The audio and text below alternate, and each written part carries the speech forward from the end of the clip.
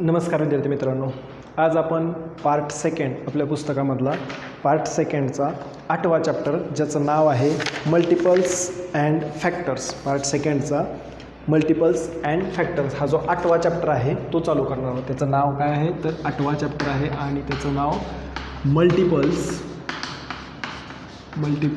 And factors. आता हा जो चॅप्टर आहे हा चॅप्टर चालू करताना अगोदर आपण काय करूया, समजा मी एखादी संख्या घेतली ज्याचं 8 आहे, 8 ही संख्या घेतली. मग मला काय करायचं आहे तर ह्या 8ला कोणत्या संख्येने 8 जी आहे ती कोणत्या संख्येने डिव्हिजिबल होते. येते लक्षात. 8 ही जी संख्या आहे, 8 ही संख्या कोणत्या संख्येने डिव्हिजिबल होते ते पहिल्यांदा बघायचं आहे. म्हणजे डिव्हिजिबल होते याचा अर्थ काय की 8 कोणत्या संख्येच्या पाड्यात आहे, 8 हे कोणत्या टेबलमध्ये आहे. मग आता बघा 1 तर कंपल्सरीच येणार, प्रत्येकाला 1 येणार आहे. 1 पहिल्यांदा येतं. नंतर बघा 2चा टेबल, 2 1 2, 2 2 4, 2 3 6, 2 4 8. 2च्या टेबलमध्ये 8 आहे म्हणून आपण 2 लिहायचं. आता 3चा बघूया आपण. 3 1 3, 3 2 6, 3 3 9, 3 1 3, 3 2 6, 3 3 9. आता 9 आलं म्हणल्यावर 8 तर गेलं पाठीमागं. मग 8 आहे का त्यामध्ये? नाही, मग 8 नाही लिहायचं. तसंच 4 बघू. 4 1 4, 4 2 8. हे बघा इथं 8 होतं, इथंही 8 आहे म्हणून 4च्या टेबलमध्ये 8 आहे म्हणून इथं किती लिहायचं? 8 लिहायचं. आता 5 5 1 5, 5 2 10 नाही, 6 1 6, 6 2 12 नाही, 6 नाही, 7 नाही, लास्टला कोणतं आलं? 8 आलं. लास्टला 8 लिहायचं. मग हेच म्हणजे काय झालं तर हेच काय झालं, यालाच काय म्हणणार आहे आपण? हे काय आहे तर 8चे फॅक्टर आहेत. हे काय आहेत? 8चे फॅक्टर आहेत. आता तसंच बघा 5 बघूया आपण.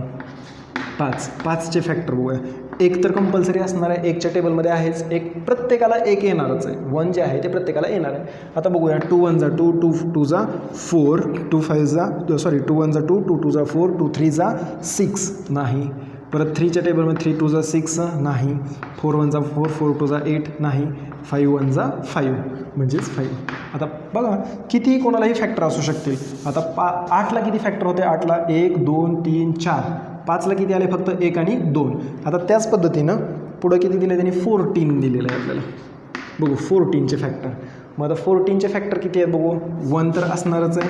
2च्या टेबलमध्ये आहे का चेक कसं करणार? 2 1 2, 2 2 4, 2 3 6, 2 8 4 8, 2 5 10, 2 6 12, 2 7 14 आहे म्हणजे इथं 2 घ्यायचं. नंतर 3च्या टेबल म्हणून बघायचा. 3 1 3, 3 2 6, 3 3 9, 3 4 12, 3 5 15 नाही. 4चा टेबल म्हणायचा. 5चा टेबल, 6चा टेबल, 7चा टेबल. 7 1 7, 7 2 14, 7 1 7, 7 2 14 म्हणजे इथे किती असणार आहे? 7. आणि 7 झालं की मग किती असेल? 14च direct.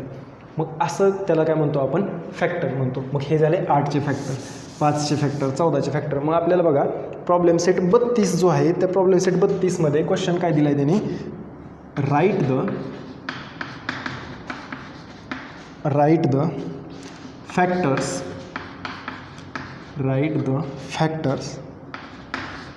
Of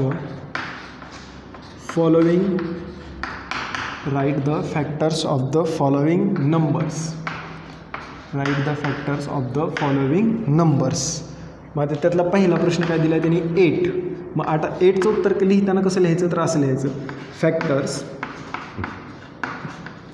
of 8 is equal to 1 तर आहे. 2च्या टेबलमध्ये होतं का? आपण मगाशीच बघितले. 2 1 2, 2 2 4, 2 3 6, 2 4 8 म्हणजे 2 झालं. नंतर 3 नाही, 4च्या टेबलमध्ये आहे आणि तसंच 8. लास्टला फुल स्टॉप. आता ह्यातल्या ज्या संख्या लिहिल्या आहेत 1ला कॉमा आहे, 2ला कॉमा आहे, 3ला पुढची जी संख्या लिहिली 4 जी लिहिली त्यामध्ये सुद्धा कॉमा आहे. हे झालं पहिल्याच उत्तर. आता समजा तशीच आणखी एक संख्या घेऊ आपण 7. आता 7चं लिहिताना कसं लिहिणार तुम्ही तर 7चं लिहिताना काय करायचं? Factors of 7. आता 7चे फॅक्टर लिहिताना बघा 7 कोणाकोणाच्या पाड्यात आहे? 1च्या आहे, 2च्या आहे का? नाही, 3च्या नाही, 4च्या नाही, 5च्या नाही, 6च्या नाही. तसंच 7च्या टेबलमध्ये फक्त आहे. 7 1 7 झाले. एवढे 2च फॅक्टर आहेत त्याचे. तिसरं बघूया आपण 33. आता 33चं लिहिताना काय लिहायचं तर असं 33ला लिहिताना काय लिहिणार?